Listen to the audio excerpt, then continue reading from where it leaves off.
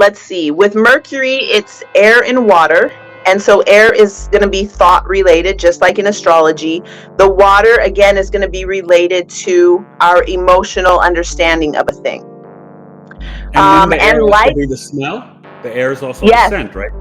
Definitely. Smell it in the air. Okay. Yeah. Yep. So that Mercury level relates with the information we receive through smelling it.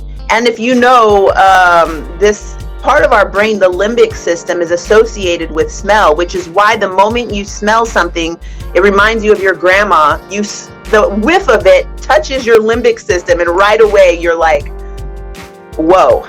So a lot of our information comes from memories, right? Yeah. Exactly.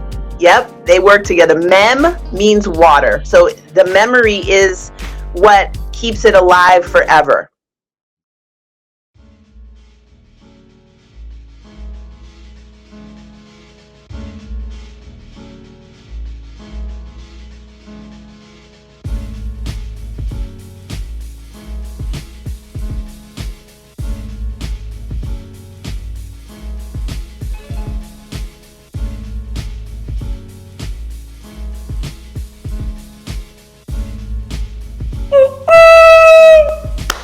Hey, what's up, good people? This is Eric Taylor, Biggie Astrology, with my Knowledge is Love Astrology Podcast, episode 207, and I am welcoming back my amazing guest, Miss Anjani Siegrist, an amazing astrologer, herbalist, and so much more.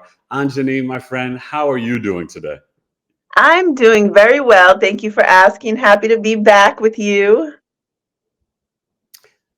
We've done this quite a bit. The Virgo Pisces axis, you guys, sometimes there's just magic. And I think that it's something, well, I know that it's magic that we definitely have. So I enjoy always having you on the show because you're just such a wealth of knowledge and, a nice smile as well. So listen, how have you been doing? This energy is wild since the Aries total solar eclipse. And I just hope out there in the collective that everyone is doing well, integrating this energy. The last 2 weeks and last few days, the X-class solar flares have been off the charts. So how do you think we should be integrating all this energy as we're wrapping up Taurus season, heading into Gemini season, and obviously after that huge eclipse? What's going on? Hey, gosh, that's a big one, isn't it? Yeah, so what I have been noticing is a lot of people who I consider to be very mainstream, very, they go to the hospitals, they listen to the news, they the 87% of people, I call it 87%. I don't really know if that's a true number or not, but it's probably 95%. 95%. Okay. Well, what I have been noticing is that a lot of people are recognizing that there's something else going on. And so I've heard a lot of people saying, like, people who I will call them normal. I'm like, oh, that's a normal person. And they're talking to me about their spirit. And, oh, yeah, I noticed that my essence is changing. And I'm like, your essence? I never heard you say nothing about your essence before. And so the way that I've been the way we talked about this a little bit yesterday, it's like we already are in this realm.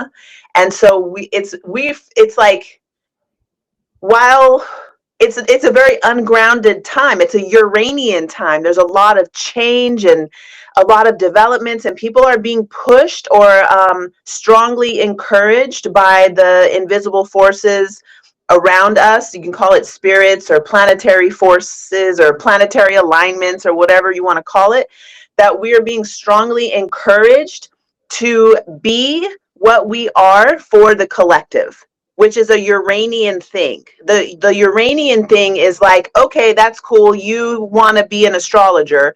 Well, actually, your gifts lie in XYZ, and name that for anybody. Oh, you want to be a nurse or you want to be a school teacher. Well, actually, your talents lie in X, Y, and Z. And so everybody is being pushed into the cutting edge of the possibilities of who and what they are. And that can be ungrounding, that's part of the whole Uranian process. While all these inner planets are hitting Uranus over the net, we're in it right now. And That's right. so for me, what I'm thinking is like, okay, make sure you get your sleep. I gave a free course called The Discipline of Self-Love. And I'm just Yeah. pushing on everybody, take this course. It's very basic stuff. Taurus, go to sleep shortly after the sun goes down. Make sure you're not receiving blue light into your eyes after sunset. So you're increasing your melatonin. Wake up a little bit before the sun, go out, get the sun into your eyes. That boosts your testosterone. Then do some activities, do your cleanses. And it's just basic. Take care of your basic needs first, Taurus. And then so we're grounded and we're more capable of moving with these intense energies. That's so on point and so true, and it's so right. And I think, and we mentioned this when we had spoken off air, but it's like we are also called with Saturn and Pisces to hold space for these people, right? Compassion, empathy, also maintaining healthy boundaries.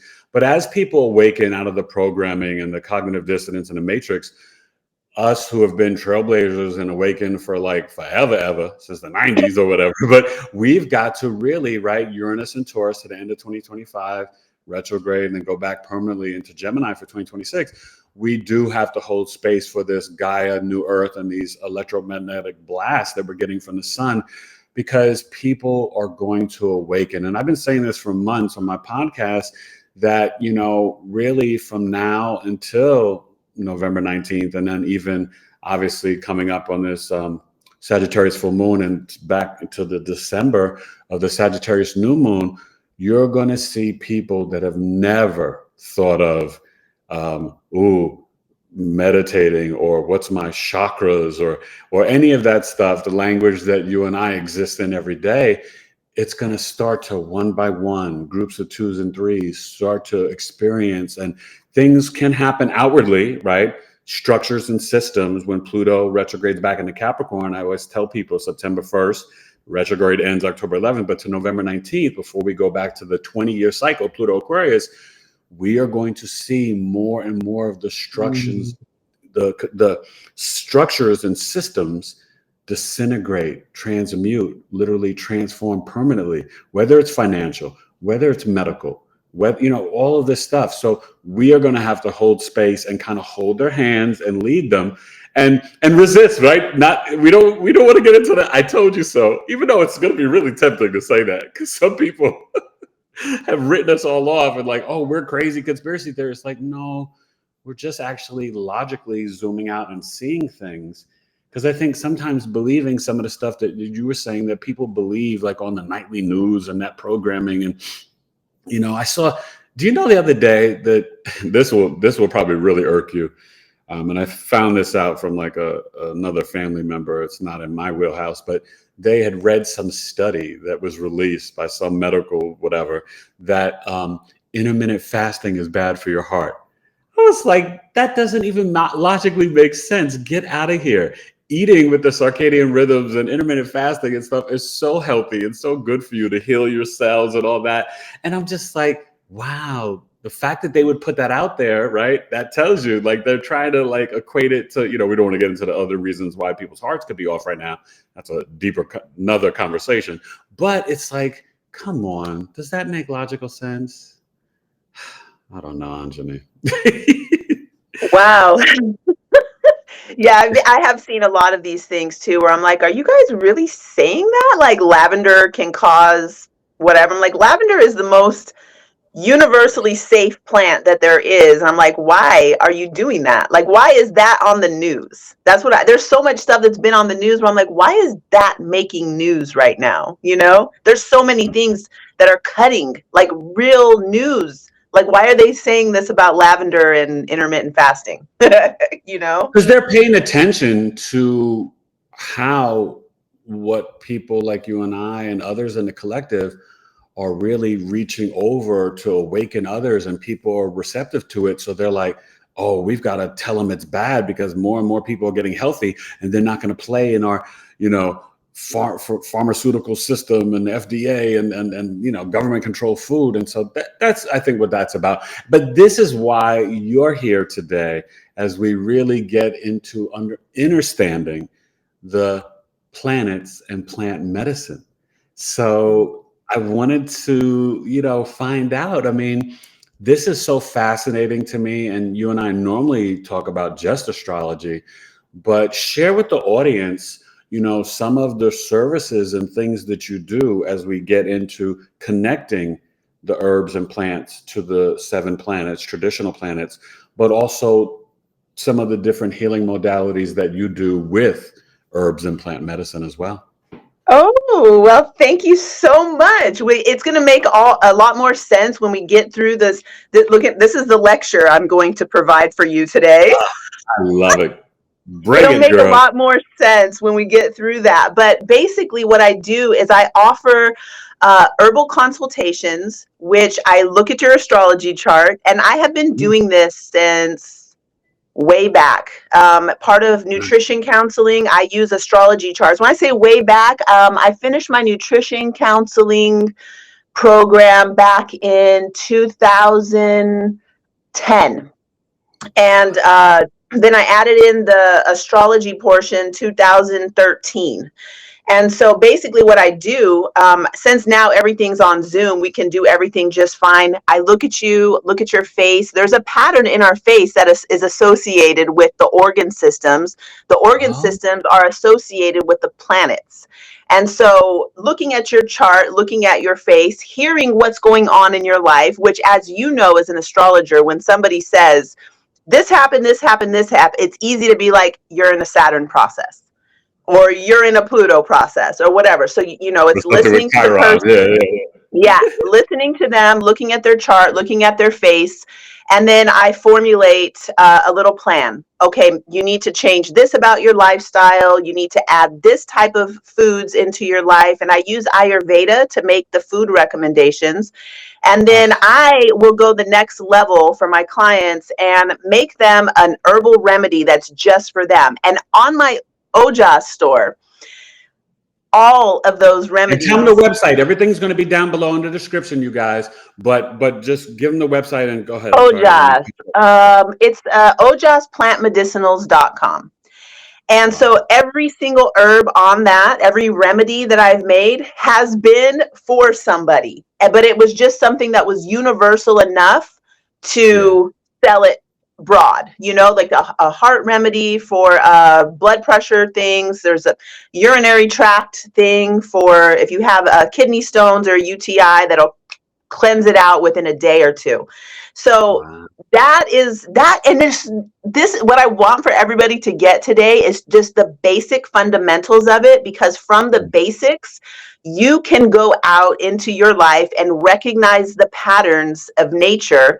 And this is something a cardiovascular surgeon who I used to work with back in 2000, when I was still in the Navy. This is what he said. The basic thing about medicine, which I will never forget it. If it's too hot, we cool it down. If it's too cold, we warm it up. If it's too wet, we dry it. If it's too dry, we make it more moist. And so with the planets, you can see that pattern. Okay, hot, we got the sun and we got Mars. If it's too wet, it's the moon. That's going to be all the cool, the water producing herbs. Moisture, yeah. That's beautiful. See, and oh my gosh, it's so fascinating to me. And when I hear how you explain all of this makes me think of like, where's your Venus at again? Oh, I have Venus in Aquarius on the midheaven in a square degree to Chiron. This is so Venus in Aquarius, you guys. And Anjani is so brilliant. I love that. But I find that Venus in Aquarius people, and definitely the women, are so connected to organic and vegan and holistic and plant medicine that it is really, it's just, oh, it's so magical. You know what I mean? And I love that. And I love that energy and how you use it to assist and guide the collective. So let's jump in. I'm excited.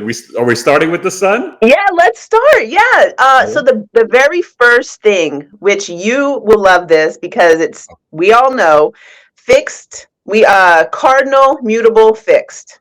Okay.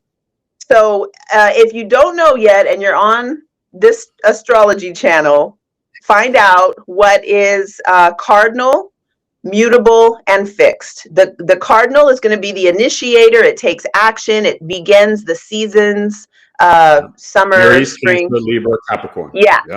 Yep. And then from there, that's going to be like, I think of these as like the stabilizers. They're the householders. They're the ones who are telling us what to do in a way. It's like, all right, Aries, let's get this started. And then Cancer, let's make sure that this is taken care of. And so they all have that.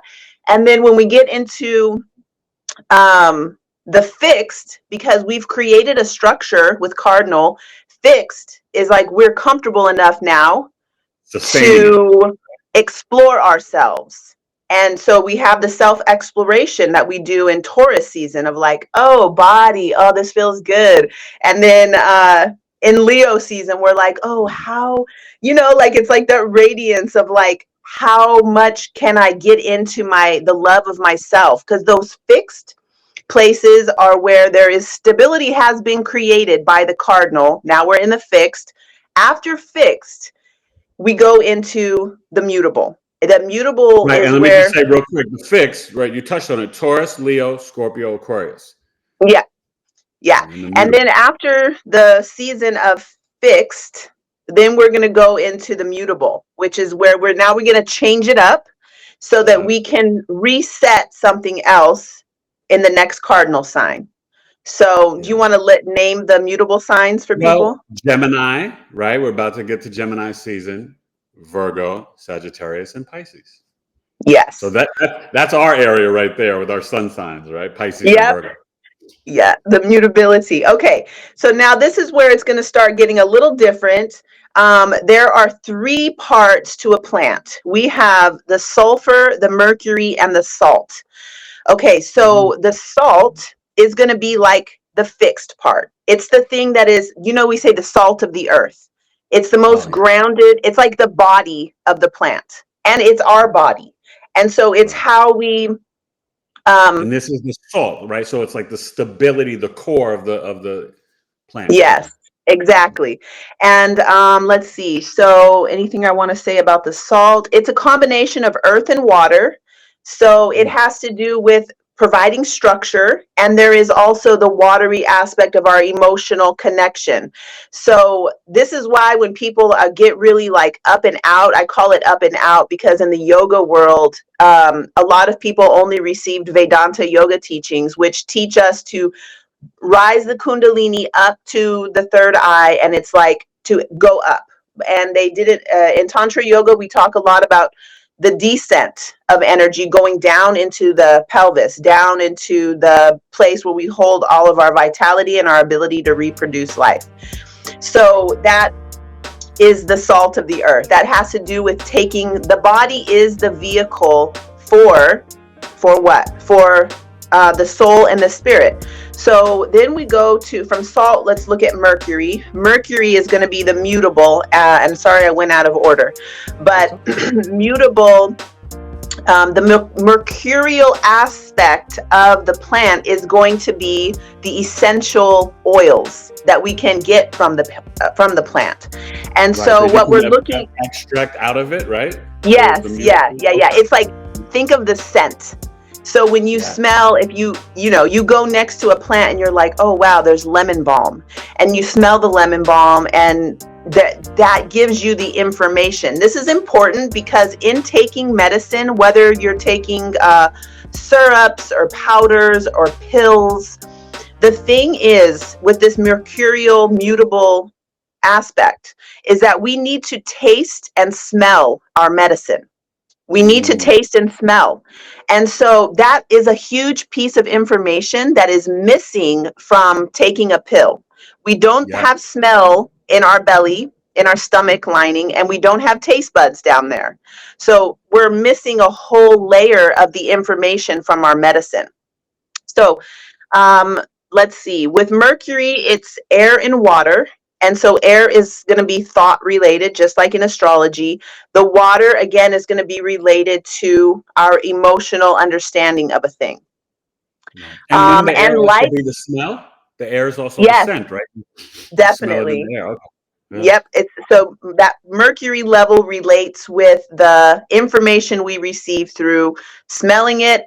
And if you know, this part of our brain, the limbic system, is associated with smell, which is why the moment you smell something, it reminds you of your grandma. The whiff of it touches your limbic system, and right away you're like, whoa. So a lot of our information It's the comes. memories, right? Yeah. Exactly. Yep, they work together. Mem means water. So the memory is what keeps it alive forever. Mm. So Mercury is a bridge between sulfur and salt. So let's look at sulfur now. Sulfur is going to be the part that is like, so we More got fiery. well, I didn't write this one down, but it's the one we didn't talk about yet. So it's Well, fixed. fire. We haven't And talked about fire. yeah, yep. And this is fire and air. So sulfur is fire and air, and it relates to the soul. Whereas Mm. Mercury is the spirit. When we're talking about spirit, it's more universal level of consciousness. So our spirit is more transpersonal. It's not so personal. Whereas the soul, which is related to sulfur, is that part of our being that is personal. It is excuse me. The soul is volatile, and it has to do with fire. So there's something about our eyes and the fire of our eyes, like when we see something and it comes back into our brain and computes to make meaning out of something. This is also related to our soul. So the sulfur level of a plant is going to be related to the most volatile part of the plant. Okay, that has to, I wrote down on my notes to tell you that it also is related to pitta. And when you're looking at vata, pitta, kapha, sulfur is pitta, mercury is going to be the vata aspect, which is the wind, and then the salt is going to be like kapha. Okay. And what's So that mean? That last one. kapha. Kapha. Yeah. I'm not Yeah, familiar with that. it's a combination of earth and water. So Okay. you probably have that constitution, and I just say that because Well, I knowing am all earth you, and water. Yeah. yeah. Scorpio, Capricorn, Virgo. Yeah. Yeah. See, and it's really interesting how in Ayurveda there is some correspondence with your astrology chart that you'll Oh, find, like, you'll see a pattern and it shows up in your body constitution as well. that's amazing. Yes, it's amazing. So okay, few things I want to mention is that when we're looking at somebody's health from their astrology chart, we usually will look first at the sun. Because if you think about it, the season you were born in, if I was born in Pisces season, that means the sun's going to be in Pisces. You can already think, so Pisces, okay, so it's going to have something to do with lymphatics.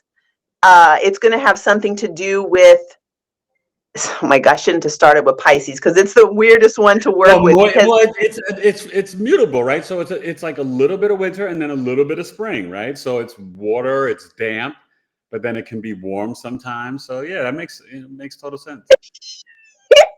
it's never warm. Um, Well, the but cold fish, we gotta warm y'all Pisces, up, but Pisces, unconditional love.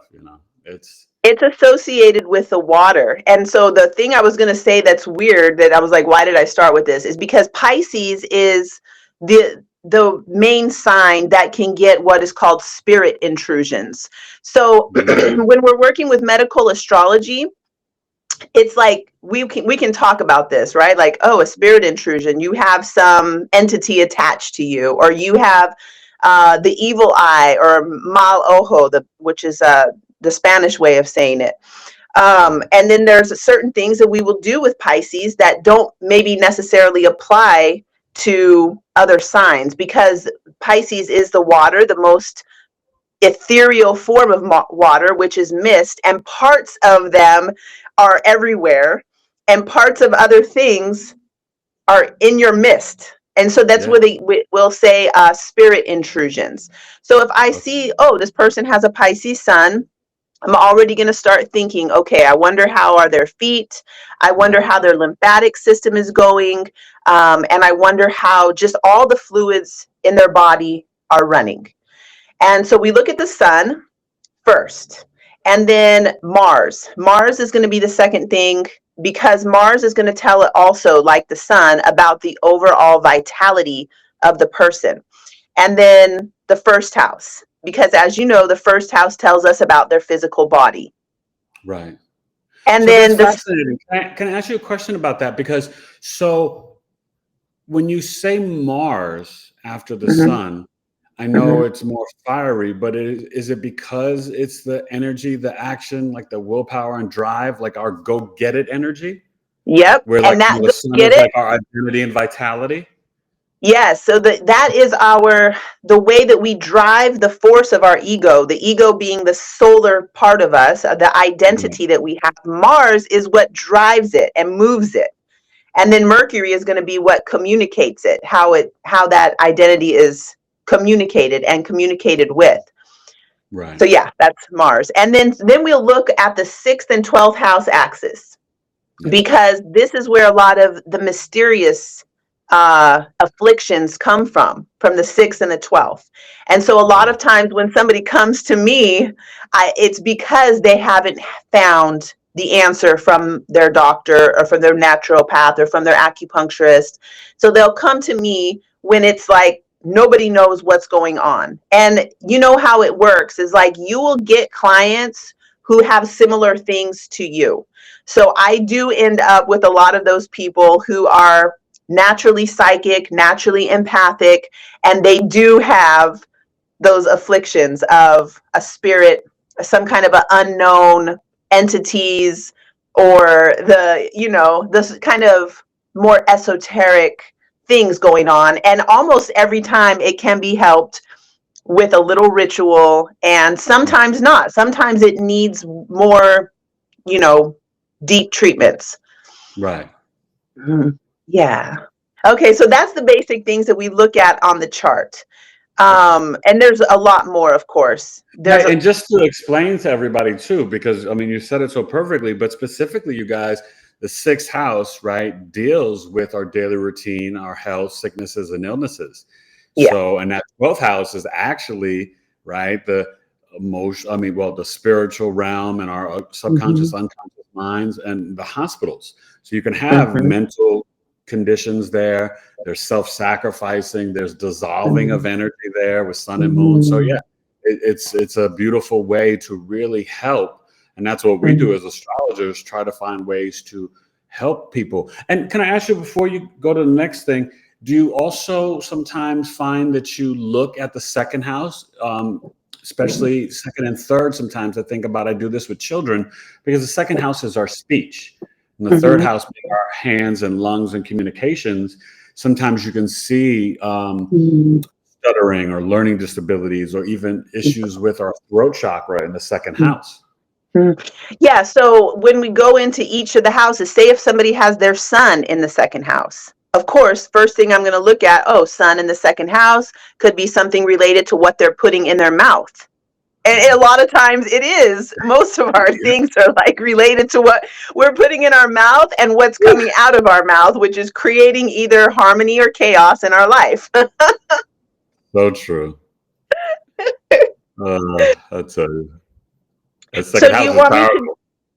It's very powerful. And this is just another layer to work with when we're looking at our health. It's just another layer. So when people come in, it's usually because they have exhausted the regular pathways of looking for how to restore health and vitality. So I'll go through and mention the planets and the associated organ, and then I'll give one or two names of plants. And I just want to say that when I go outside and take a walk, I am, or even if I take a run, it always turns into a walk because I'm taking pictures of plants and I'm like, ooh, what's that? What's that? But that's how I learn, is by looking and finding out.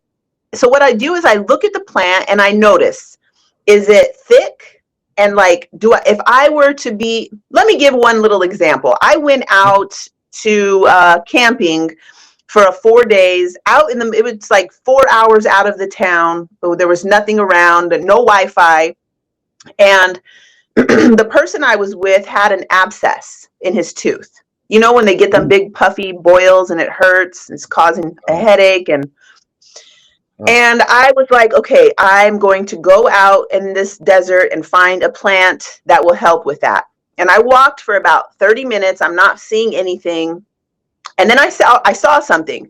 Okay, this looks like it's going to be something related with heat because it had spikes on it. When it's spiky, it's like Mars.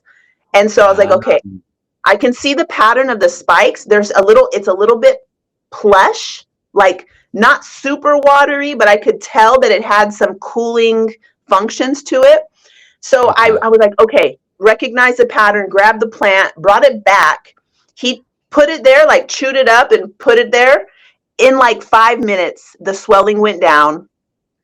The boil. So was it almost behaving like cloves? Because I know cloves are really good for, putting in the teeth. It's different. There's a lot of things you can use. You can use cloves. No, you can use kava. And so when I got back into the Wi-Fi zone, I had taken a picture of the plant. Okay. And so what I found out.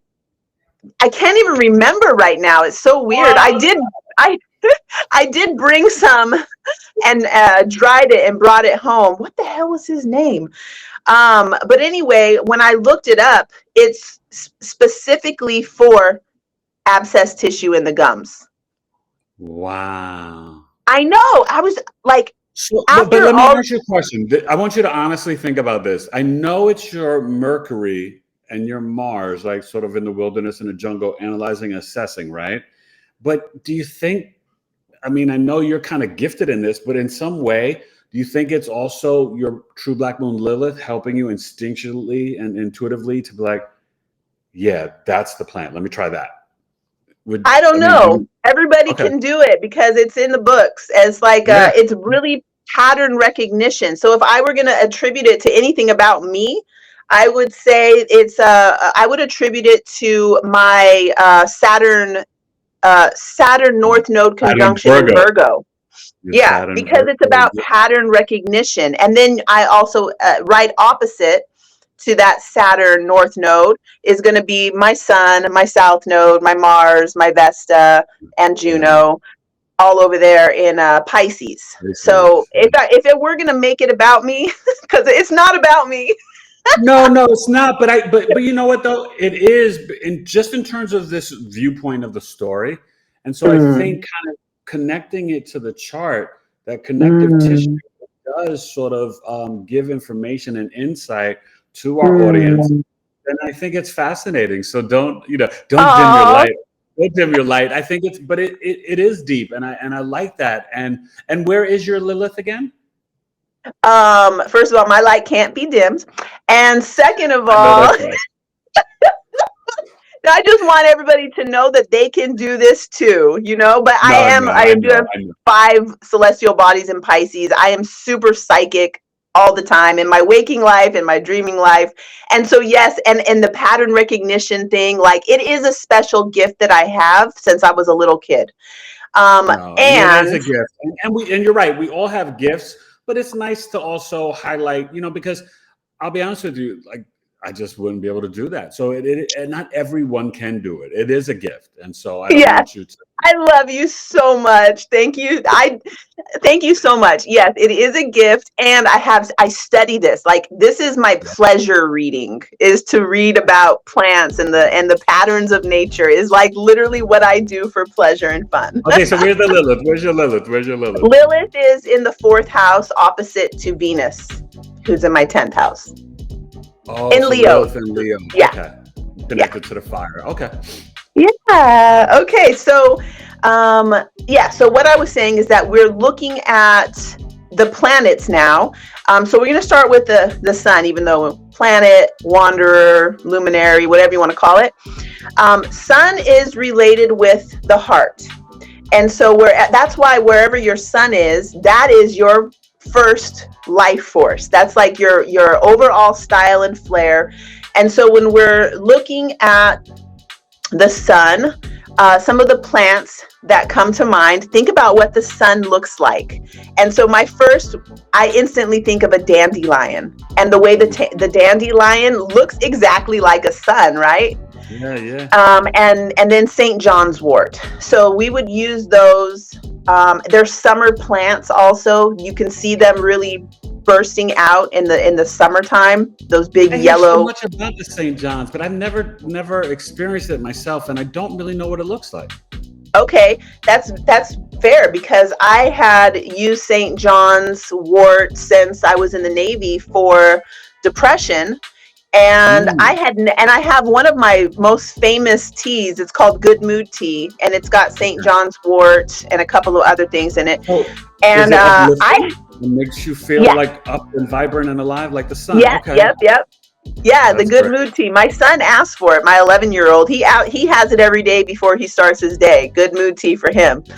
And what was I going to say? Oh, I only found out what it looked like last summer.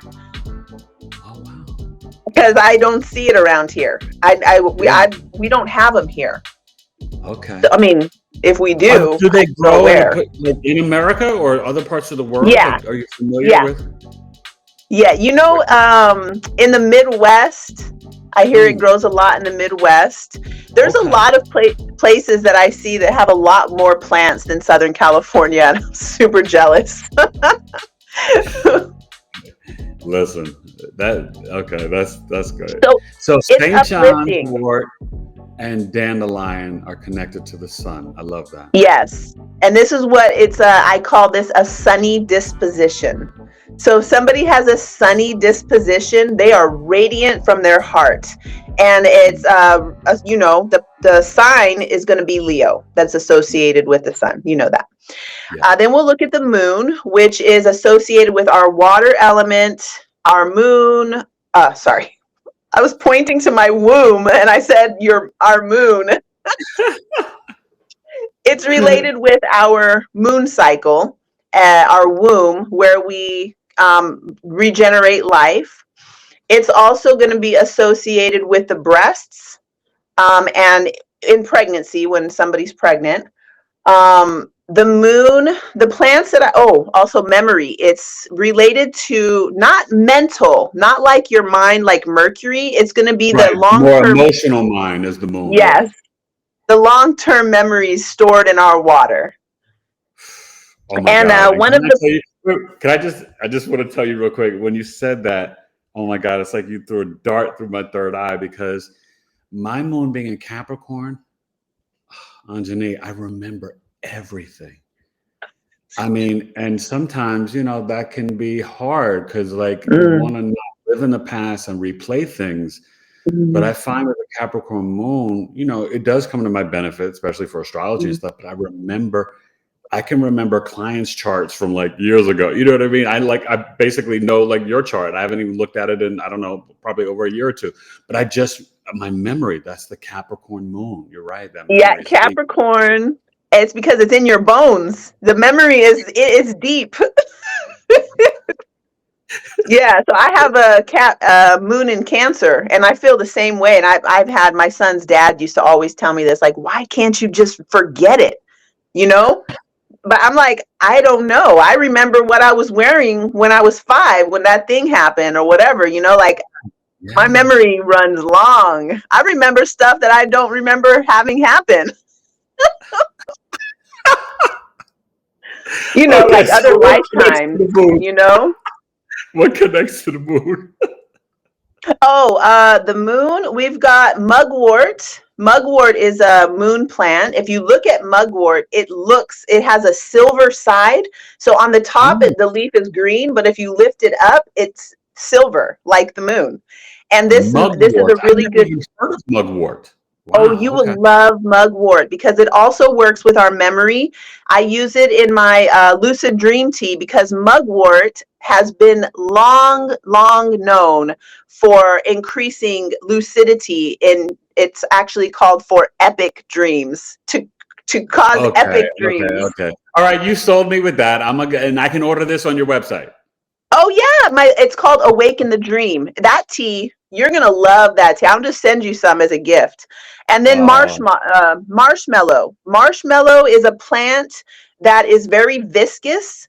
And if you just cook down, like make it into a tea, it turns into like it's very gelatinous.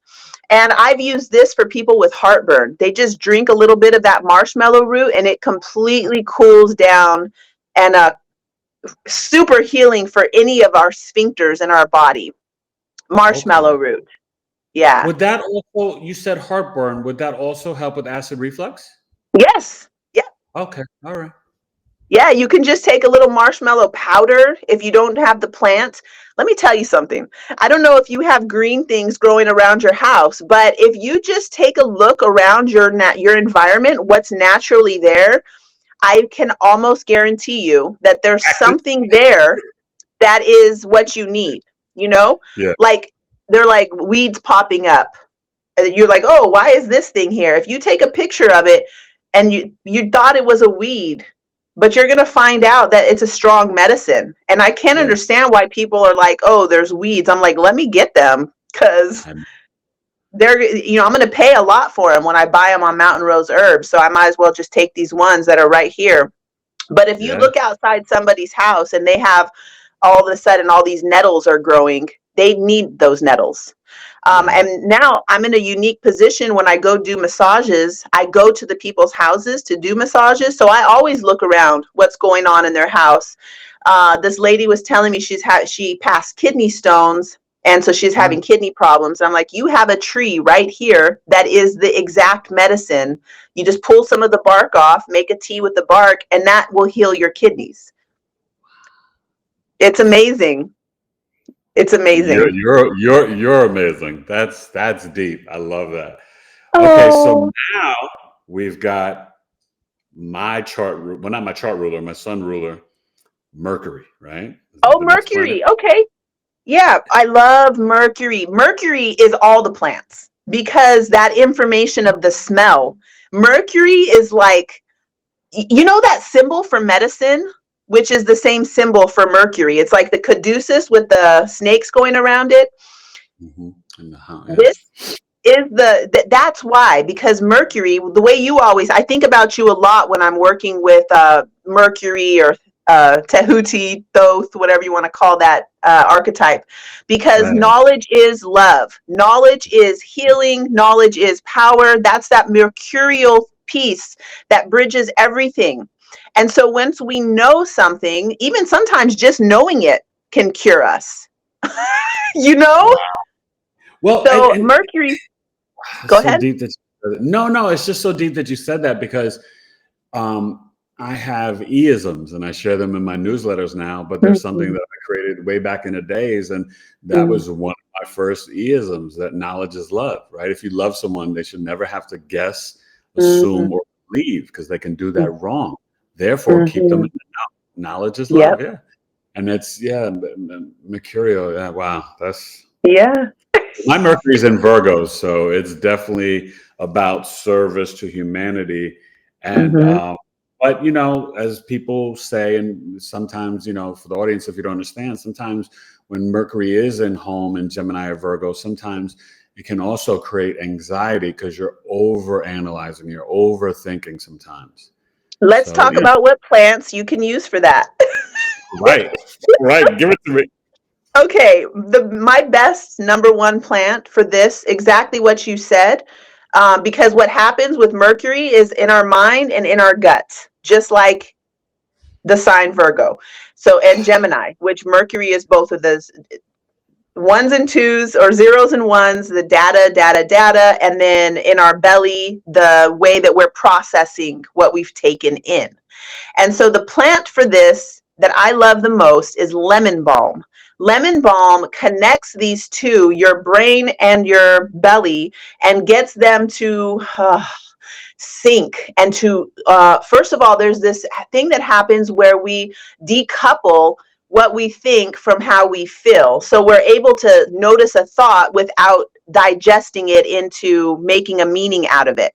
And then there's Mm, a layer of where our mind and our emotions can co-regulate with each other, where they are like getting into agreement with each other, and now there's no more back and forth, which causes inner conflict. Lemon balm, thank you, sweet, it's called Sweet Melissa, Melissa officinalis, thank you, Sweet Melissa, because lemon balm has literally saved my life. And it's yeah. also in my good mood tea. So in the good mood tea, we have lemon balm, St. John's wort, and it's got yerba mate in So, it, which is, so then, real quick, I would be like having the good mood tea. I would feel kind of vibrant and alive, and then I would kind of have like a synchronicity between my brain and gut. yes. Oh Okay. my gosh. And you'll have a sunny disposition all the while because it's got Well, that I St. always got John's a wort sunny in it. disposition.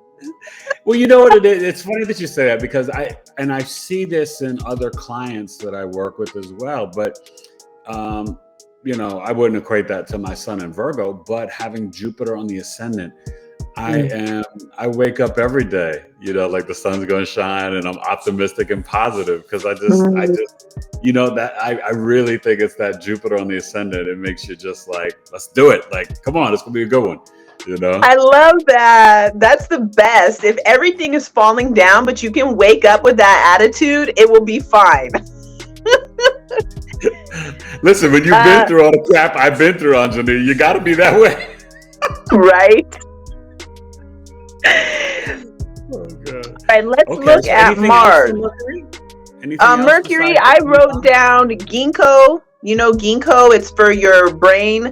Ginkgo Yeah. is going to be, it's primarily going to be more brain related. And I also wrote gotu kola. These are two that you can use them externally on your scalp. In India, gotu kola, there's another name Now, for it in gotu India. kola, I've never heard of that. Is that an actual plant or is it like a leaf or a bark? What is gotu? It's a Gotu. plant. Yeah, we usually Okay, will use the leaves of that plant. I use that in my hair, I use it in my hair growth oil. okay. The thing is, I feel Does it ever like help with when the scalp? With dryness of the scalp?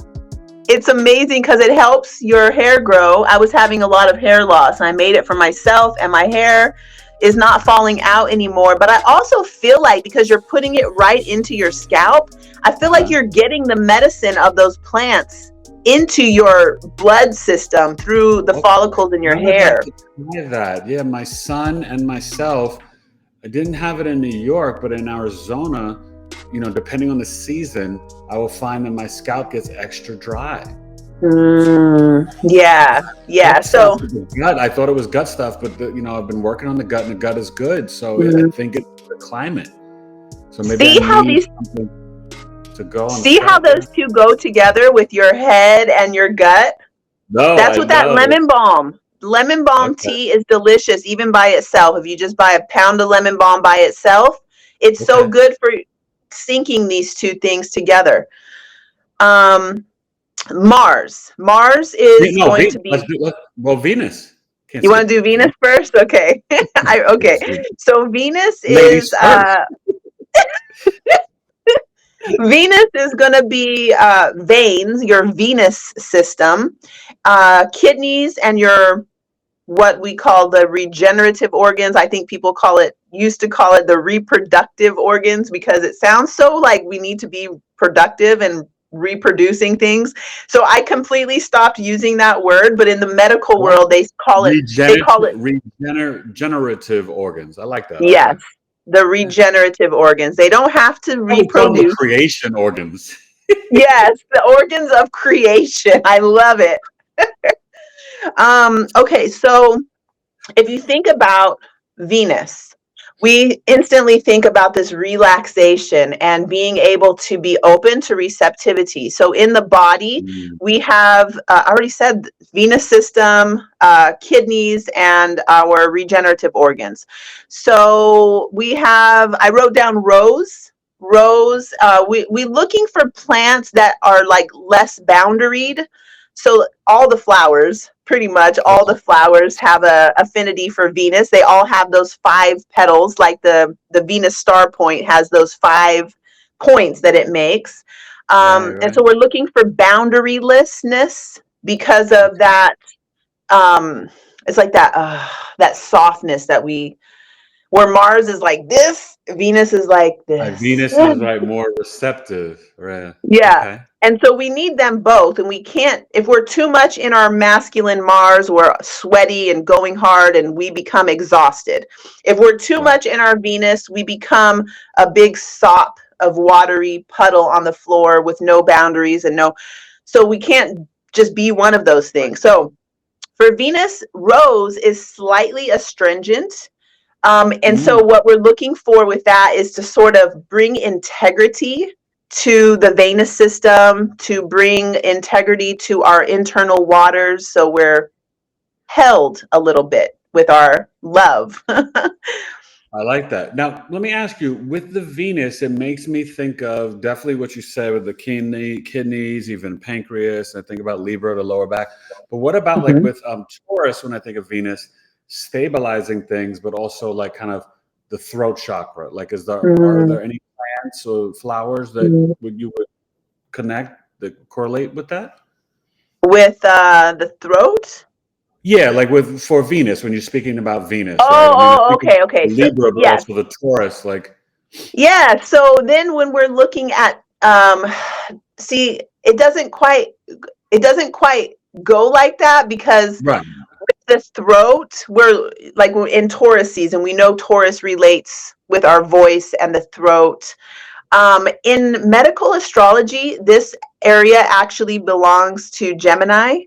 And Mm, so it's, yeah, yeah, communication, yeah. so Venus is going to be those parts that I mentioned. It's going to be Yeah, okay, yeah, alright, just wanted to yeah, check, but just wanted to check.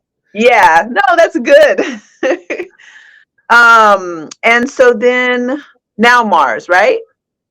Yes. Wait, can I tell you why I was laughing so much when you said the Venus and we were talking about, creation?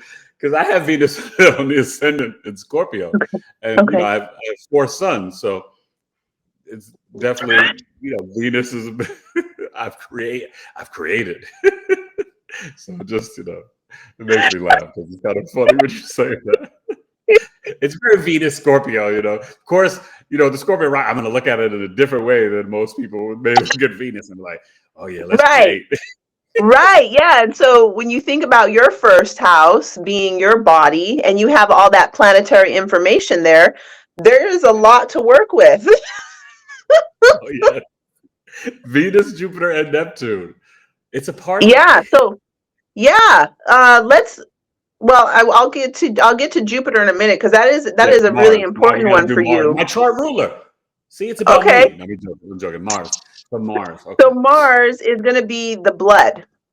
And that Ooh, force, I don't know if you heard this a while ago. They were saying that there was a myth that the heart was pumping the blood when actually the blood spirals, that there is the blood has its own force, and it's like this.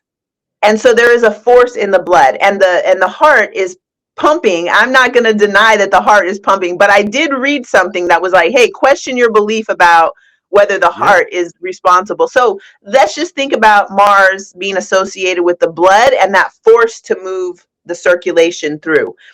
Hmm. So the Mars plants that I'm sharing, nettles is my favorite Mars plant because Okay. the way I met nettles was getting stung. I mean, I feel like most people That's how we meet nettles, is because we are walking through a field and suddenly you feel it and it feels like you got stung by a jellyfish and you're like, what the heck was that? And that's how I met nettles back in 2012 and was like, wow, I must have needed that. That's what I thought. I must have needed that. So the nettles, it cools the burn down?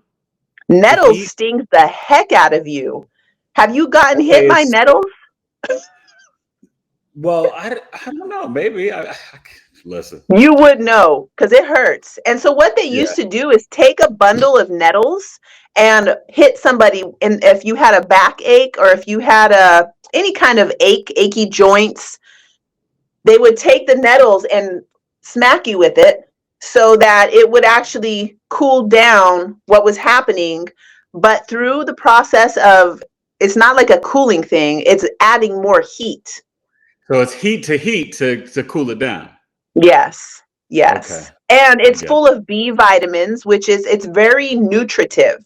So people actually eat nettles. It's packed with vitamins and minerals. So it's very energizing. The same way when you get hit with it, you're like, whoa, it gives you this like jolt of energy, you know, and it doesn't last long. You feel the pain for just maybe a minute to 2 minutes. So I had a friend who was doing a plant sit. So a plant sit is basically where you sit with one plant for a month or 2 months. I'm currently sitting with a plant. I'm on my second month now, sitting with a plant from South America, which is not native to my area, but just to learn about this one plant. Well, I had a friend who was sitting with nettles, and what he was doing was putting the nettles on his tongue. Ooh. And getting his tongue stung by nettles. And he was eating the nettles and drinking the nettles and just like really getting to know that plant. So explain that though. And is that the process for everybody? Or was that just what he was doing? Right now, what's the plant you're sitting with, and what does sitting with the plant actually mean? Oh, yeah. I'm so happy to talk about this. So basically, in Western herbalism, they call it a plant sit. That means that you are going to focus on this one plant for 1 month, 2 months, 3 months, and you're noticing, how do you feel with the plant? How does it taste? What is its flower like? What is it? It's like building a relationship. It's an intimate relationship. You're connecting with this plant, and you're learning the medicinal qualities. Where does it grow? Where did it come from? What's the spiritual attributes and the old folklore about it? What is the chemical components of it from the scientific? So you and the plant become in one. You develop the friendship with the plant. Yes. You're really getting to know that plant at all levels. In South America, they call it dieta, which is a diet. It means a spiritual diet or a plant diet, where this is what I'm doing with a plant called bobinsana. And basically what happens is that you take out everything else. Like no sugar, no caffeine, no sex, no cuddling, you're like really being devoted to this one plant. Yeah, because you can't be cheating on the plant.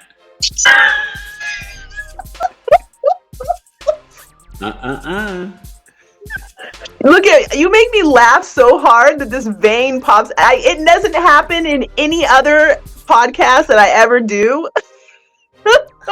It makes me happy, though. Good. Oh my God. Okay, so yeah, that's going to be plant sitting. I highly recommend, if you want to get to know a plant, to really sit with it. And the reason we take out the other things is because Mercury, the information. So if I'm using cacao and I'm trying to get to know bobinsana, the information is crossed because I'm still getting the information from the cacao. So makes sense. Totally makes sense. Yeah. So for Mars, we talked about nettles, and then we are tribulus. Tribulus, I researched it previously, but I have a whole pound of it over here, but I ended up not really using it because there was some controversy about it with our testosterone levels. So tribulus is marketed. You have to be very careful with tribulus. Yes, and I didn't need it. I bought it because I had a little moment of thinking I was going to make medicine for men, but guess who is the least likely to buy herbal medicine? Well, see, no, wait. What you do is you get the wives to buy for the husbands. Mhm. We're That's not what going I to should think have. about this Yeah. stuff, but you Yeah. you you market it to the wives because they're the ones that are always doing the research and healing their husbands. Right. They're hopefully in the kitchen making stuff too. So, Yeah. Okay. um, oh gosh, I just felt a So lot of. tribulus, I've never heard of tribulus before. It makes Okay, me think like it's something like biblical, like Revelations tribulate. or something. Sounds like it, right? Um, it looks like living in the desert. You've probably seen these little things. They look like this, and then they have like little horns sticking out. Uh, Oh yeah. when I lived in the desert, we would call it a sticker. They hurt really bad. Tribulus is Yeah. like that, but it's got little horns all over it, and Oh, it's very sharp. And so whenever I in the past have been making something with it, when it's time to squeeze those things, you have to press it because they will hurt you. They're like little knives. wow. Super Okay. Mars. So Super what does it Mars. do? But what does it do to you, your body? Like, what does it actually do? So in the research this is really drawing from my memory, was that Okay. it was going to be working on the endocrine system and that it was going to be increasing testosterone. And so, Oh, almost like you don't, ashwagandha. ashwagandha is in the category of, I do use that as a Mars plant, also, but it is known as an adaptogen, which has, not relaxation, but it does have a little bit more of you can use it at night. It's not stimulating. Whereas a lot of the Mars plants, like I mentioned with the nettles, they're going to be like stimulating you. So I have a Okay. formula called Mars, and that formula it's an energizing. It's got pine pollen, maca, and ashwagandha, and I put L-theanine in it, which I regret doing that, but people really like it because it is energizing. So anyway, your Mars plants are gonna look spiky. They're gonna Okay. look. They'll have stingers on them. Then Jupiter is Yeah. the organ is liver, and it's going to be oily and moistening, and I think of burdock root, because burdock root, when you boil it you can see a little sheen on top because Mhm. it releases this kind of oils, and it is also really good for the liver. It's like a really good liver medicine. Okay. I don't really have much else to say about Jupiter. I don't know why. That's That's all I burdock wrote, root. but Okay, but that's powerful because it when you really step back and I pause for a second when you said all that, I was like, yep, yeah, it totally makes sense. Yeah. And the yeah, liver, for those who don't know, the liver is so key in the body. It's like one of the most underrated, spoken about organs, right? The liver is like dude, big important. Yeah. liver is in Chinese medicine known as the governor, and it's like Yeah. in menopause and perimenopause, which I've been studying a lot lately. The liver is one of the first organs that we need to focus on because of how it is going to be processing all of the excessive estrogen floating around, or the liver is the first to receive the information of everything we've ingested: Yeah. thoughts, emotions, chemicals, you know, things in our food. And so we really got to take care of our liver. And it is, like you said, it is largely not thought about. We don't think about it so much. Nah, But a everybody livery talks about, person, when yeah. we say like somebody's livery, they're aggressive, assertive. They can be like tense. So Mm. when the liver is tense, the person will be very short. When you're like, "Hey, how are you?" Like, "I'm fine." Ah, that's, It's livery, like liver tension. I'm like, are you trying to liver on me? Like, don't be livering me. Okay, I'm gonna use Exactly. that now. Thank you. Exactly. Put that in Yeah. the mental Rolodex. Yeah. Yeah. So we want to take care of our liver. And I've been doing massage for a very long time, since 2007.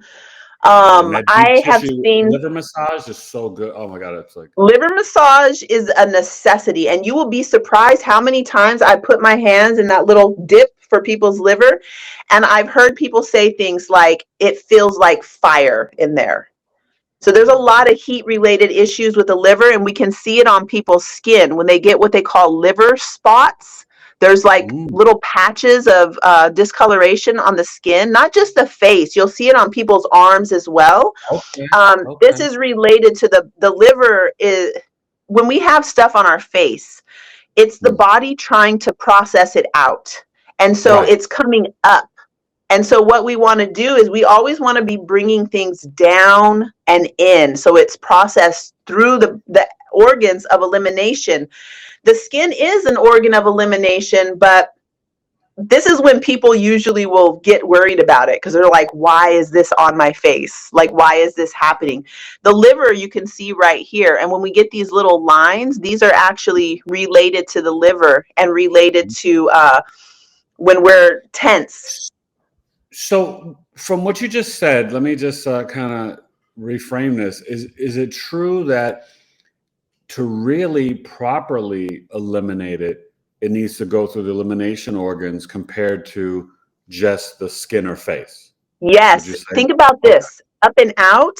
They say that when things come up and out, we'll have problems with our eyes, our scalp. Like our scalp should not be detoxing anything. We shouldn't be having inflammatory responses in our scalp.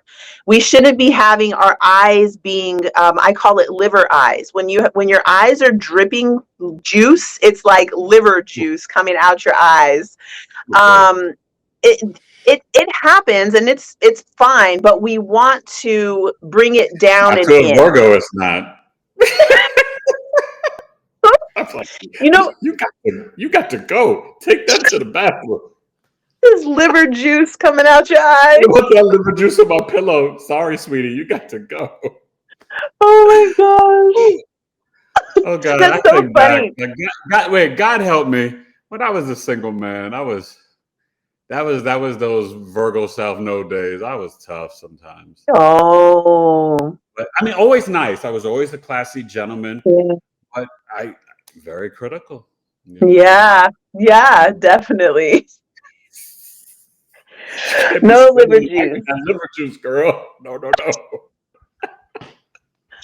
So this is you know what's so funny? I was like, oh, I don't have much to say about Jupiter, but I guess I do, because another thing I want to say is the reason I can do these calls over Zoom is because of looking at what is coming out, what's coming out in your skin, what's coming out in your from your head.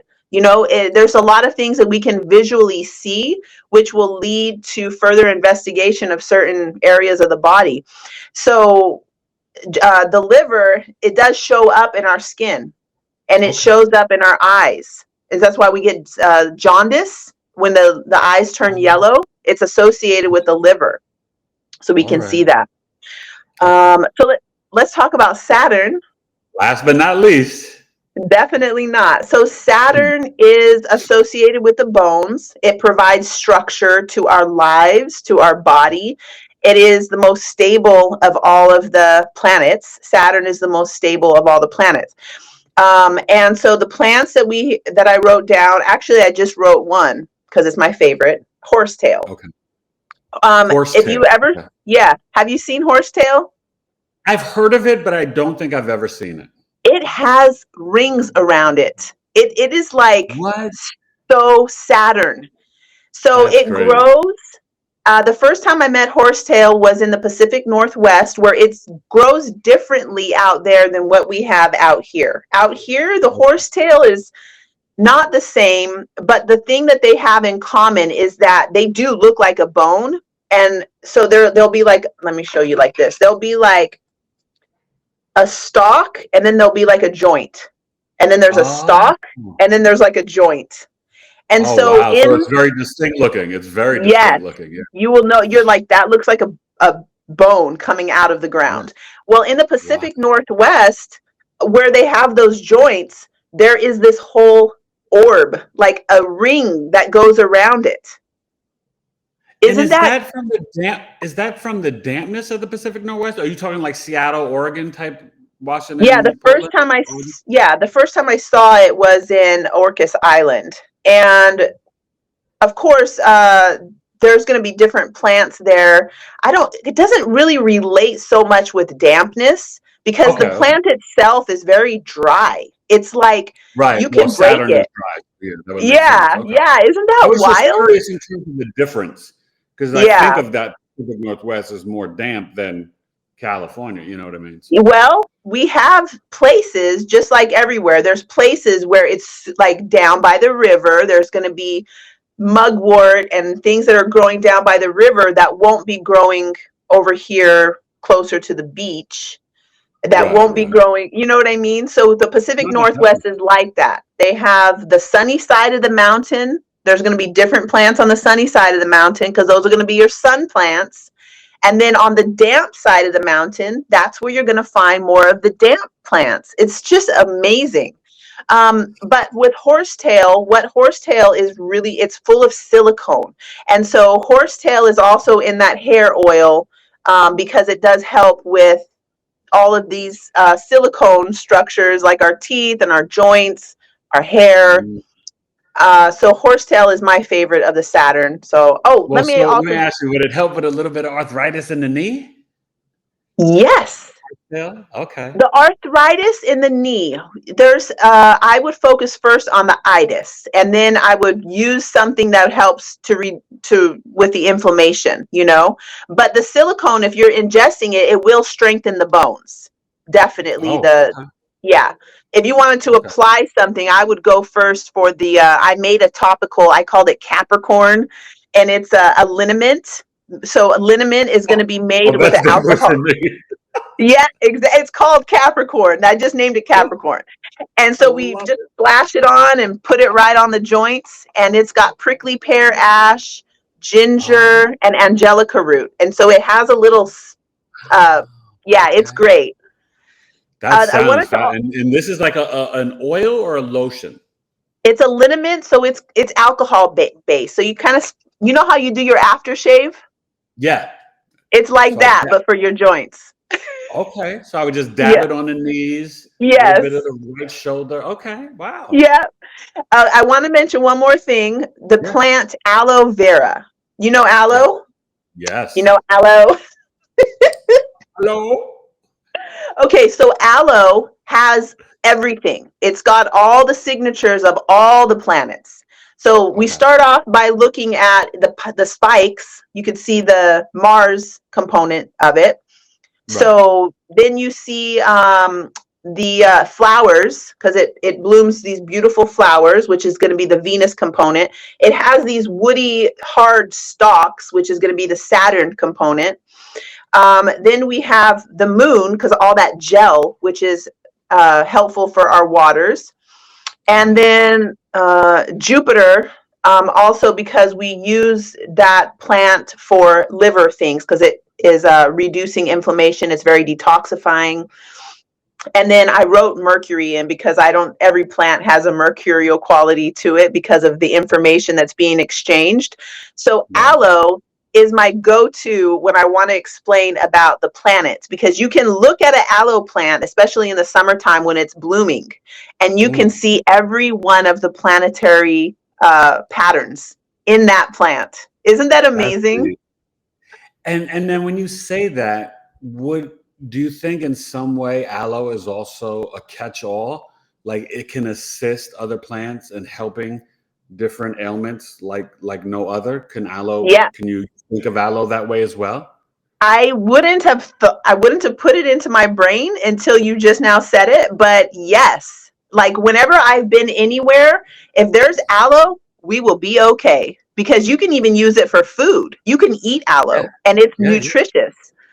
So See, wow. see, that's my Virgo Mercury flexing, darling.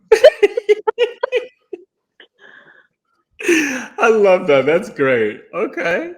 Well, And see, that's that con- so that powerful concludes information. my lecture. Yay! And the students in the back are roaring. No, and you know what? I think that I know that this is practical information for our daily lives and can really help anyone and everyone. So, this is why I wanted to do this show with you. And at this time, it's so perfect with Ceres Goddess of Harvest in Capricorn, Uranus in Taurus. Obviously, we're about to wrap up the Sun, Venus, and Jupiter in Taurus, and Mercury is going to, be in there. And so I think that this is really that time in Taurus season, right, to be fixed and fixated on the garden and nature, but really how it can be of use to us in ways that we have no idea, no clue, right? We've got to get away from the pharmaceuticals. And like you said, you can't smell this pill that they've used with petroleum to mask things and not to heal it, but to like just put a little Band-Aid on it. That's not going to be beneficial for you. You don't want some quick fix that is just temporary. You want to go back to nature and connect the planets and plant medicine to the planets and like Taurus, slowly heal from the core, right? From the root. And that's exactly what you've provided for everybody today. So, I just love it. And I want you to share, obviously, your best way for people to reach you to order some of these plants, and the website again. And like I said, it's going to be down in the description for everybody. But just share your email and different ways for people to reach you. And obviously, guys, you follow the YouTube is Awake in the Dream School, and share your Instagram and all that again as well, my friend. Oh, thank you so much. You're so good about doing that. What I would love to offer for anybody who is listening to this is to join my Discipline of Self-Love course. It's free, and it's just going to remind you of what you already know. And there's there's about 56 people in there last time I checked, that are all doing it together. And so there's like this group energy of like, all right, let's wake up, see the sun in the morning. Let's do these cleansing techniques that I've been talking about for years. My YouTube channel started. It's sunrise and sunset. It's very helpful.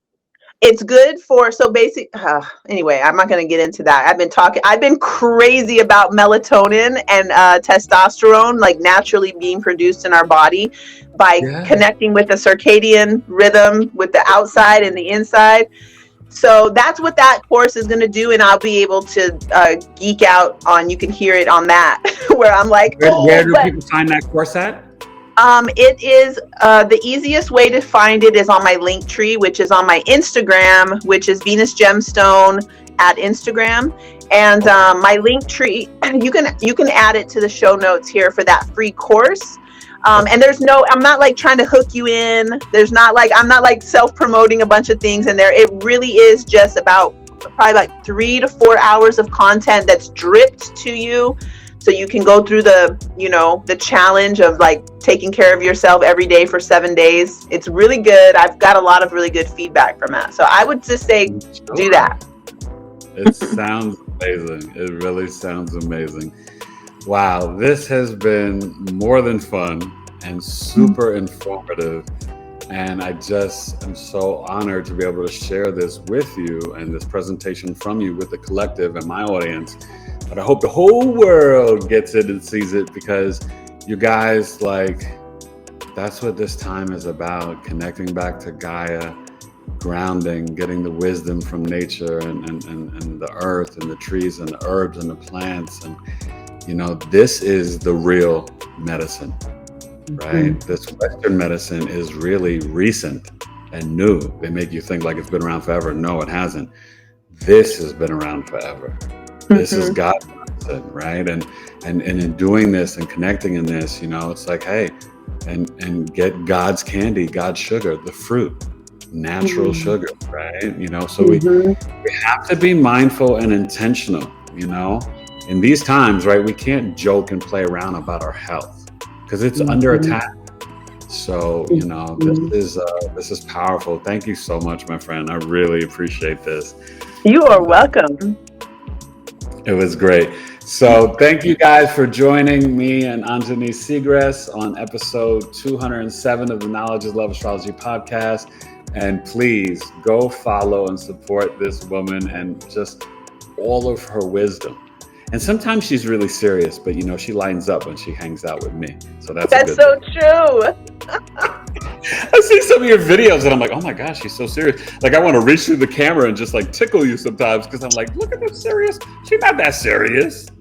Saturn Please. North Node in Virgo. I am that serious.